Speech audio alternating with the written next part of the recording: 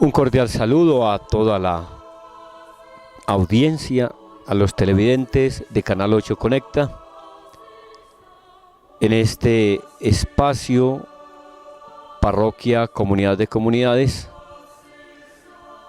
un espacio para la evangelización, para que el Evangelio llegue hasta sus hogares a través de la televisión. En este espacio vamos a compartir el Evangelio correspondiente a la tercera dominica del tiempo pascual, con unas pautas de reflexión, con el tema que nos trae también la revista Evangelizar, el subsidio que nos brinda nuestra diócesis de Sonsón Río Negro, y también vamos a tener unos puntos para compartir sobre el acontecer de la Iglesia en lo referente a la bula del Papa Francisco, que la ha dado a conocer para convocar al año del jubileo extraordinario que va a celebrar la Iglesia el año entrante, que comienza a final de este año y terminará en noviembre del 2016. Entonces sean bienvenidos a este espacio, lo cual esperamos que sea de su agrado, de utilidad y ante todo que sean pautas de reflexión, que los cuestione para que nos mueva a todos a cambiar, a ser mejores y sobre todo de crecimiento espiritual. El texto del Evangelio para esta tercera dominica del tiempo pascual es del Evangelio de San Lucas, en el capítulo 24, de los versículos 35 al 48. En aquel tiempo contaban los discípulos lo que les había pasado por el camino y cómo habían reconocido a Jesús al partir el pan. Están hablando de estas cosas cuando se presentó Jesús en medio de ellos y les dice: paz a vosotros. Llenos de miedo por la sorpresa, creían ver un fantasma. Él les dijo: ¿por qué os alarmáis? ¿Por qué surgen dudas en vuestro interior? Mirad, mis manos y mis pies, soy yo en persona. Palpadme y daos cuenta de que un fantasma no tiene carne y huesos, como veis que yo tengo. Dicho esto, les mostró las manos y los pies, y como no acababan de creer por la alegría y seguían atónitos, les dijo: ¿tenéis ahí algo que comer? Ellos le ofrecieron un trozo de pez asado. Él lo tomó y comió delante de ellos, y les dijo: esto es lo que os decía mientras estaba con vosotros, que todo lo escrito en la ley de Moisés y en los profetas y salmos acerca de mí tenía que cumplirse. Entonces les abrió el entendimiento para comprender las Escrituras, y añadió: así estaba escrito, el Mesías padecerá, resucitará de entre los muertos al tercer día, y en su nombre se predicará la conversión y el perdón de los pecados a todos los pueblos, comenzando por Jerusalén. Vosotros sois testigos de esto. Palabra del Señor.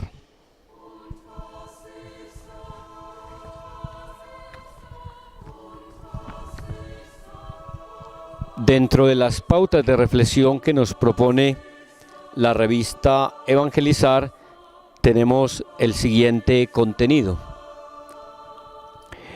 La semana pasada éramos invitados a reconocer los signos del resucitado y ser sus testigos en la práctica de dichos signos en el hoy concreto de la historia.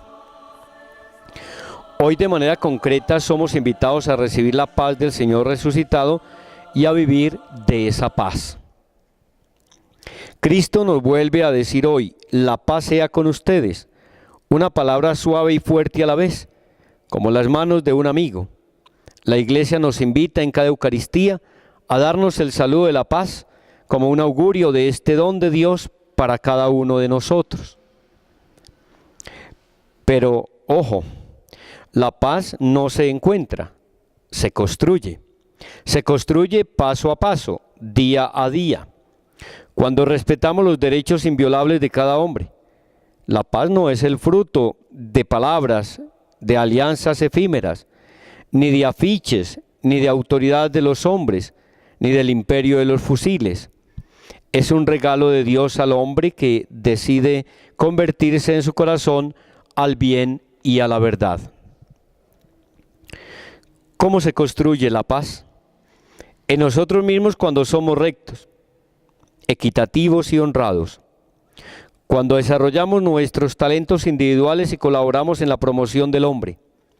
Se construye en nuestra relación con los demás si vivimos en armonía dentro del hogar, si educamos a los hijos en el ejemplo, les brindamos amor y alegría, los motivamos a la justicia, construimos la paz cuando luchamos para que todos vivan acorde a su dignidad de seres humanos, cuando valoramos sus esfuerzos y somos solidarios. Construimos la paz cuando comprendemos que hemos sido creados para vivir y trabajar en grupo para formar comunidad.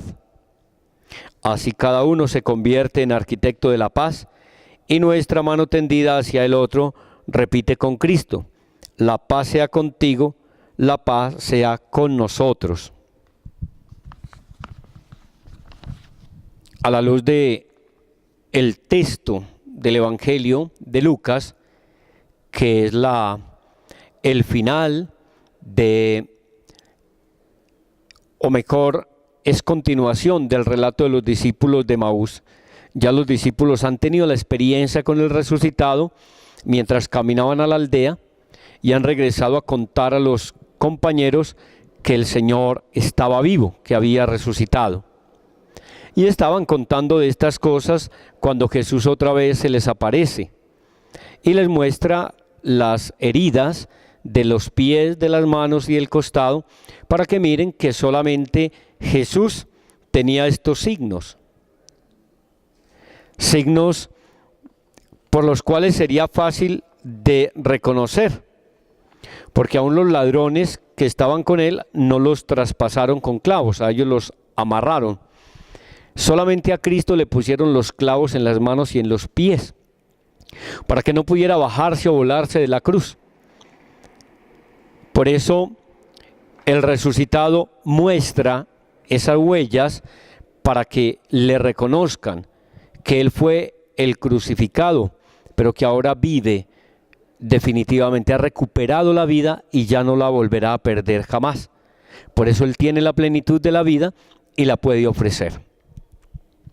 Pero hay un elemento muy interesante en este pasaje para esta tercera dominica del tiempo pascual, y es que Jesús aparece con el cuerpo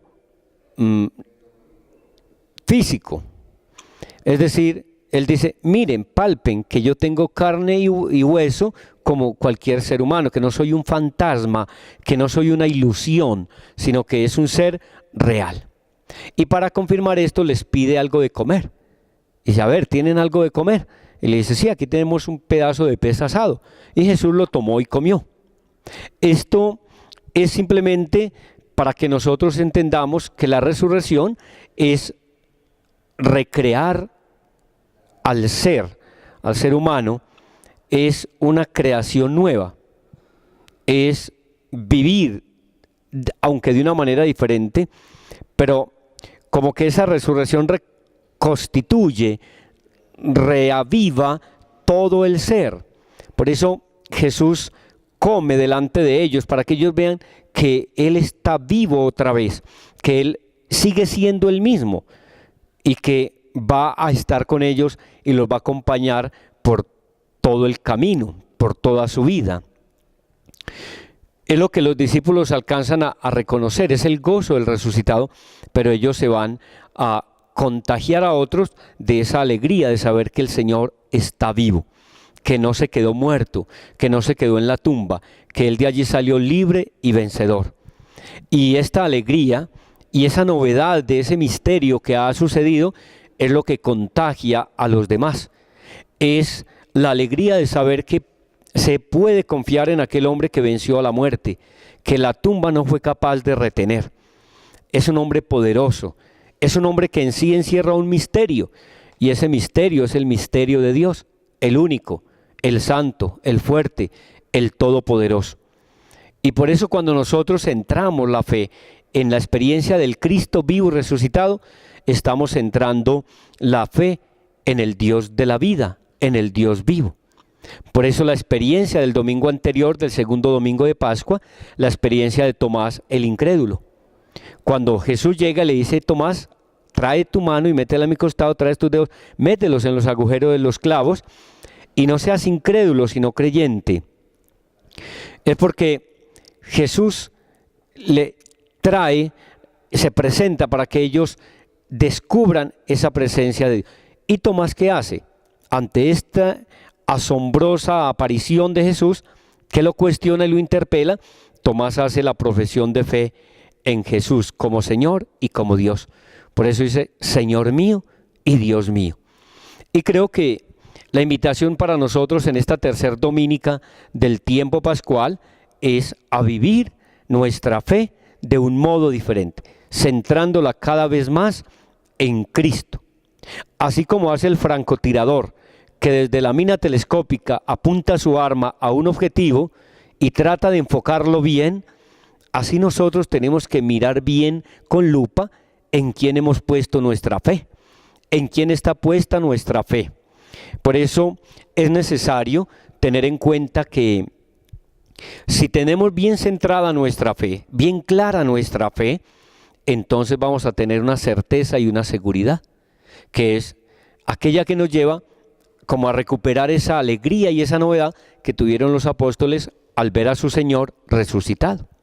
Ya no hay desconfianza, ya no hay miedo, ya no hay inseguridad.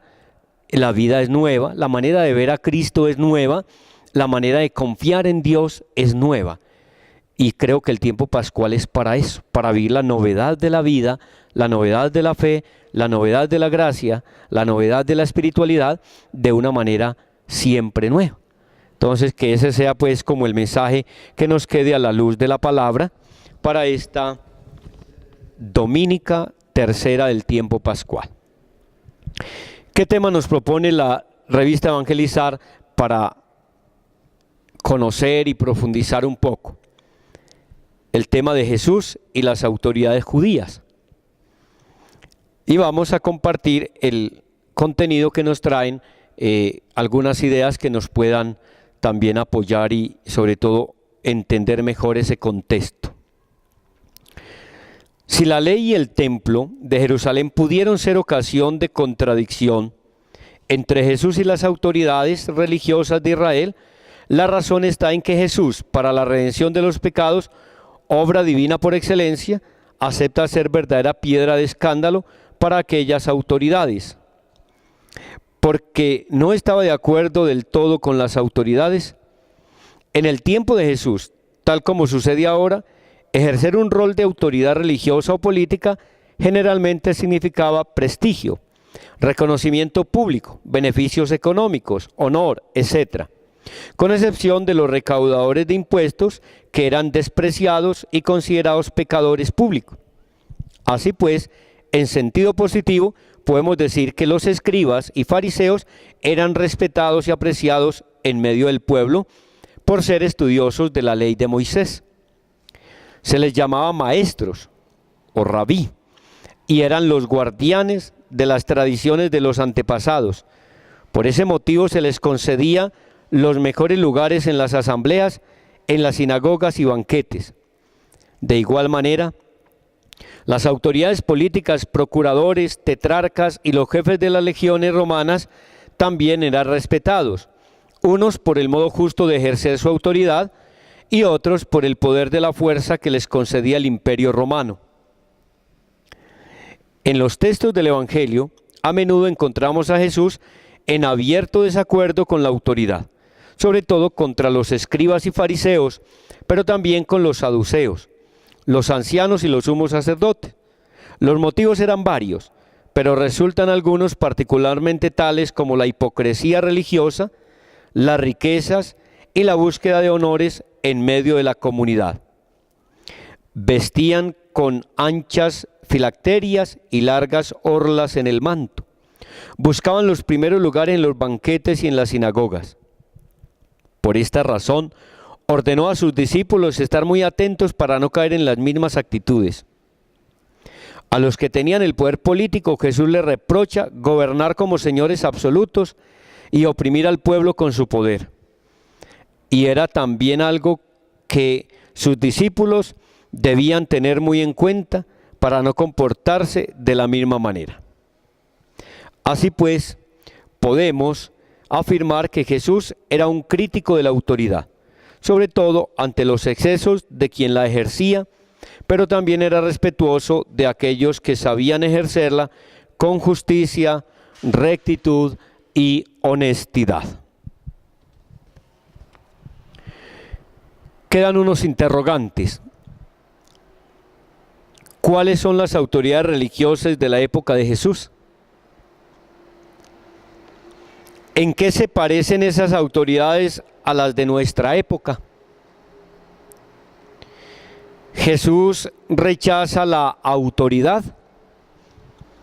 Tres interrogantes que se nos plantea para que nosotros analicemos en este contexto.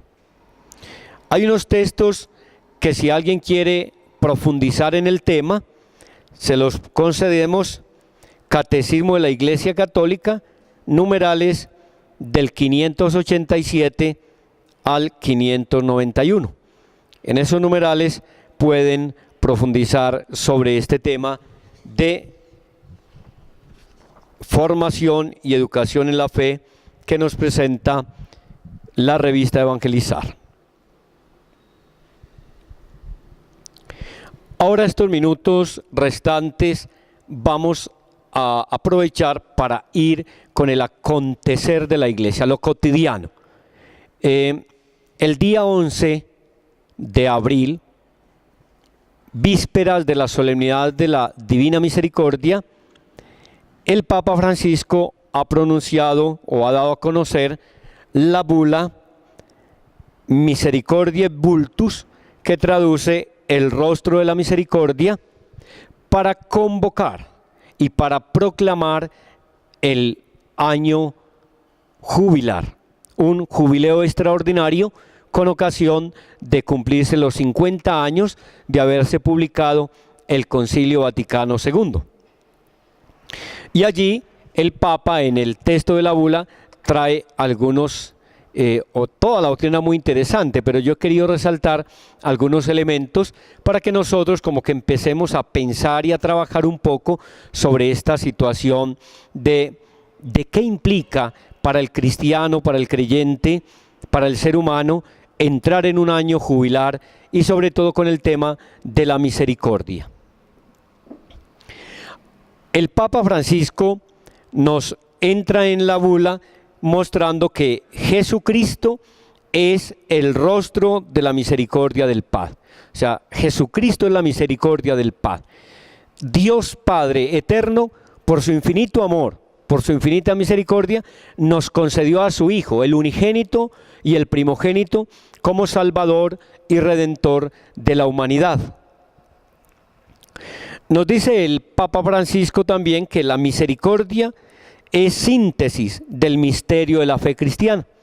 Entonces, no podemos vivir una fe católica, una fe cristiana, si no va ungida por la misericordia, por la compasión, por el amor caridad. Dice también el Papa que la misericordia es la ley fundamental que habita en el corazón de cada persona cuando mira con ojos sinceros al hermano que encuentra en el camino de la vida. Esa misericordia que tenemos que vivir con todas las personas, con el niño, con la niña, con el adolescente, con el joven, con el adulto, con el enfermo, con el anciano, con el conocido, con el desconocido, con el amigo, con el que no es amigo, con el pariente cercano, con los vecinos, con los compañeros de trabajo, en fin, con todos aquellos que cada día entramos en relación con ellos. El oficio de la liturgia de las horas, en las laudes, en una de sus preces, nos invita a orar por todos aquellos que en este día entrarán en relación con nosotros. Puede que sean las personas de la casa, las mismas, las cotidianas personas que cada día entramos en relación con ella. Pero puede que alguien llegue, puede ser que llegue un extraño, un forastero, a tocar a la puerta. Puede ser que sea una persona, un turista que viene al pueblo. Puede ser un profesional que viene a ofrecer sus servicios. En fin, qué sé yo, puede ser una familia nueva que llegó al vecindario. Es decir, por todas esas personas que cada día están llegando a nuestra vida y que son nuevas de alguna manera. Esa es como la oración que nos pide el Papa, tener en cuenta que esa misericordia se debe practicar con todos sin distinción de raza, de credo, de color político, de banderas políticas, sino simplemente el deseo de amar en el amor de Dios, de hacer el bien y buscar lo bueno para ellos. Dice también entonces el Papa, citando al Papa Juan 23, a San Juan 23, en unas palabras que él pronunció en el discurso de apertura para el Concilio Vaticano II. Dice, en nuestro tiempo la esposa de Cristo, o sea la Iglesia, prefiere usar la medicina de la misericordia y no empuñar las armas de la severidad. Y luego, en ese mismo texto, después de unos reglones, dice, cita al Papa Pablo VI, al Beato Pablo VI, también en unas palabras que pronunció en el discurso de conclusión del Concilio Vaticano II. Decía Pablo VI, queremos más bien notar cómo la religión de nuestro concilio ha sido principalmente la caridad. La parábola del buen samaritano ha sido la pauta de espiritualidad del concilio. Entonces, mire cómo el Papa nos dice que el Concilio Vaticano II estuvo inspirado en la espiritualidad de la parábola del buen samaritano, que es la práctica de la caridad. Y luego el Papa, al clausurar el concilio, sabiendo que habían movimientos religiosos pues muy fuertes, las sectas o los hermanos separados, entonces hace como esta invitación, no solo a los hermanos separados que se han separado de la Iglesia Católica, sino a los hermanos de otras religiones como el judaísmo, el islamismo, que profesamos junto con el cristianismo la fe monoteísta, es decir, en un solo Dios. Y la invitación a los de otras religiones como el hinduismo y el budismo, que son religiones universalmente válidas y reconocidas. Entonces, ¿qué decía él? Para las personas, solo la invitación, respeto y amor, que es la pedagogía que tiene Jesús. La Iglesia trabaja con la pedagogía de Jesús, la invitación. El que quiera seguirme, que tome su cruz cada día y que me siga. Y el respeto debido por ser persona y por la diferencia en el credo que profesa. Nosotros debemos ser siempre muy respetuosos de aquellos hermanos que no profesan el mismo credo nuestro. La invitación a que se unan a nosotros a vivir la alegría de Cristo vivo y resucitado, de vivir el Evangelio, y la oferta de gracia que Dios hace a través de su esposa, que es la Iglesia, a través de los sacramentos y del trabajo pastoral, el apostolado que se realiza en la Iglesia Católica. Y luego el Papa Francisco cita al apóstol, donde nos invita a que la noche no nos coja en el enojo. Esta es del apóstol San Pedro, que nos invita a que nosotros tengamos la capacidad de que cuando lleguemos en la noche a acostarnos, a poner la cabeza en la cabecera, a buscar el sueño y descansar, el sueño no nos llegue sin habernos reconciliado, sin habernos puesto en paz, sin haber buscado el diálogo, las disculpas, el perdón que sea necesario entre los miembros de la familia o entre aquellas personas que por alguna razón han discutido. Entonces es necesario tener en cuenta esta cita del Papa para trabajar en este elemento que puede ser bien interesante para la comunidad y sobre todo para las familias. Y ya para terminar, entonces, para cerrar, el Papa nos recuerda que se deben trabajar las obras de misericordia, que en la Iglesia son 14, la Iglesia nos ha enseñado 14 obras de misericordia divididas en dos bloques, 7 espirituales, 7 corporales o 7 materiales. Entonces, termino simplemente recordándolas para que sigamos trabajando y las tengamos como el proyecto de vida o la tarea que el Papa nos va a colocar a todos los cristianos en este año jubilar. Las obras corporales o materiales son las siguientes: dar de comer al hambriento, dar de beber al sediento, vestir al desnudo, acoger al forastero, asistir a los enfermos, visitar a los presos y enterrar a los muertos. Las obras de misericordia espirituales son las siguientes: dar consejo al que lo necesita, enseñar al que no sabe, corregir al que se equivoca, consolar al triste, perdonar las ofensas, soportar las incomodidades de aquellos que cada día tropiezan con nosotros o nos hacen perder la paz, y la última, rogar a Dios por los vivos y por los difuntos. Tal manera que cuando a alguien le aconsejen hacer una obra de caridad o una obra de misericordia es lo mismo, y ahí las tenemos. Es cualquiera de estas 14 obras de misericordia que nos propone la Iglesia, que son tomadas del Evangelio de San Mateo, en lo que seremos juzgados en el día del juicio final.